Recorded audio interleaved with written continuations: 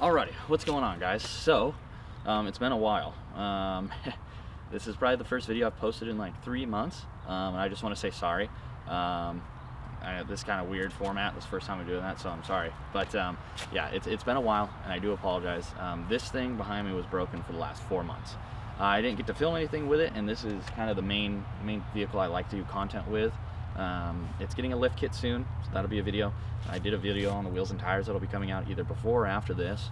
Then we're going to do a couple other things, cab lights, black out the grill, black mirrors probably. You know, we're going to do a little bit of stuff to the truck. But regardless, I just wanted to give an update for everyone as to what was happening. I am still here, I'm not dead, and yeah, we're gonna start getting some videos out here soon.